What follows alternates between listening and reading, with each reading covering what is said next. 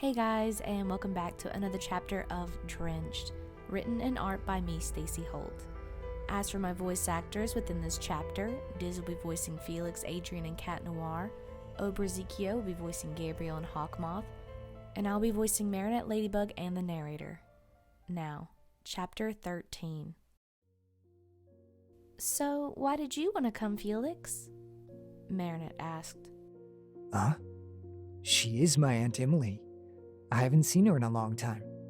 Plus, I might as well accompany you and my cousin, he said. Thank you, Felix. Adrien smiled, knowing that he was trying to be nice to him, but just didn't want it to show through. Felix wanted to make more conversation, but his eyes kept drifting to the bodyguard and Nathalie, and every once in a while they would make eye contact. It would only be for a split second, and then he would look out the window to his left. But then when Nathalie wouldn't be looking in his direction, he would look back at her again.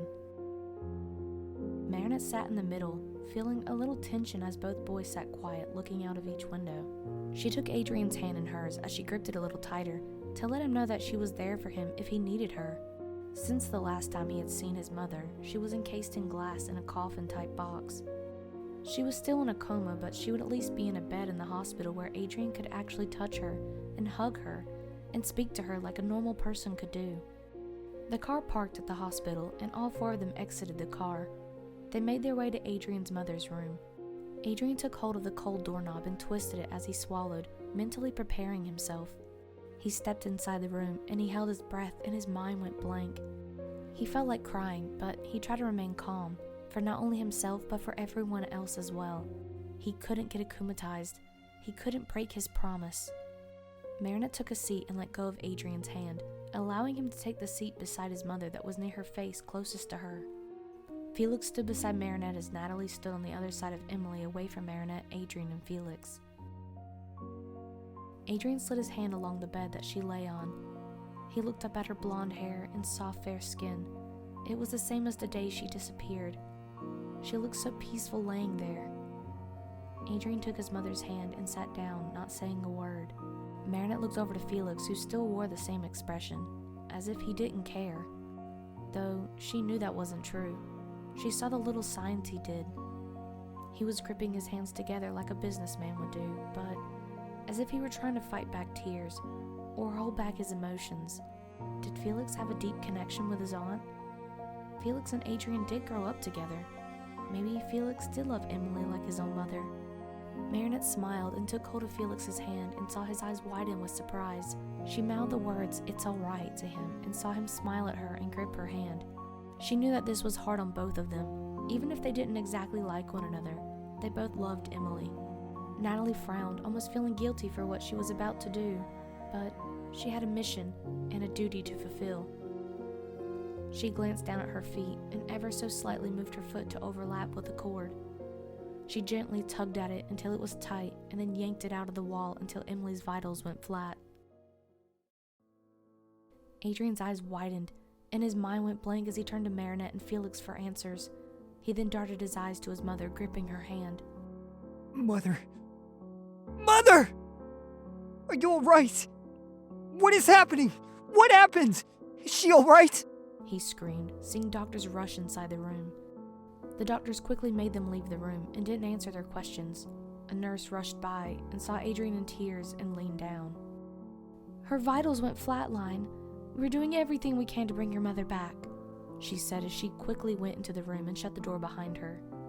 Those words, even though they were to inform him and help him feel a little better, cut him even deeper. How could things be any worse? How could he lose his father and he basically lost his mother in a coma? But he was basically going to lose his mother right in front of his eyes. This wasn't fair. This wasn't fair at all. He did everything he was told. Why was this happening to him? "Adrien!" Before she could even confront him, he ran down the hallway, away from all of them, out of sight. Nathalie frowned and looked at Felix, who was frowning, trying his best to stay calm, but it was clear that he too was upset. "I'll go get him. I'll bring him back. Felix, text me if there's any updates on Emily," Marinette said, taking off toward Adrien. Alright.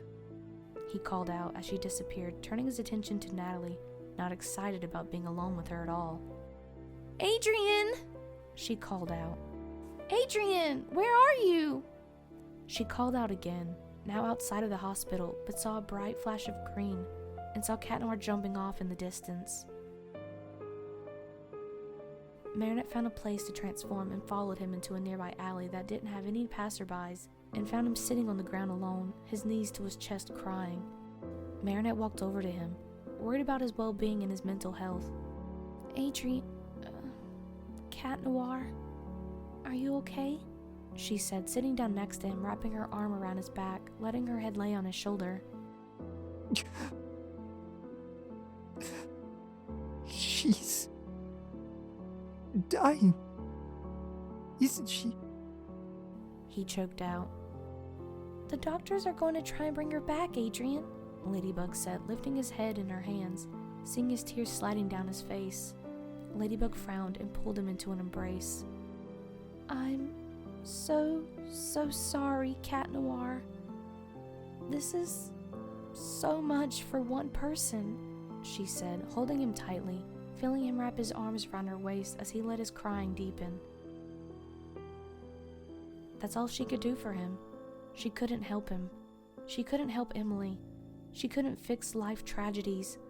Things like this just happen. It's life. We have to deal with them and get through them together. Nathalie, I don't know what you did, but I can feel a strong negative energy from a young boy who is heartbroken. One that is so negative that it could be the downfall of the Ladybug and Cat Miraculous that I've been waiting for. Go, my little Akuma. Go Akumatize this poor boy.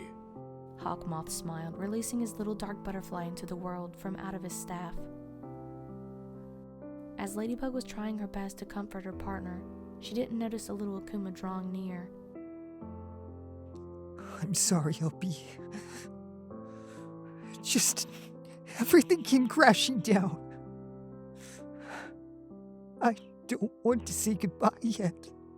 He cried. It's okay, she whispered. Ladybug's eyes widened as a flash of black and purple fluttered by her and descended downward. She didn't want to, but she released Cat Noir from the hug they were doing and saw the butterfly akumatize Cat Noir, but couldn't see where it had gone into.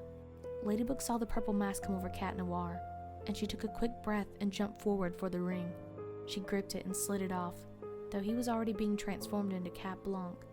Plagg flew out of the ring and landed in her other hand as she looked down at the ring.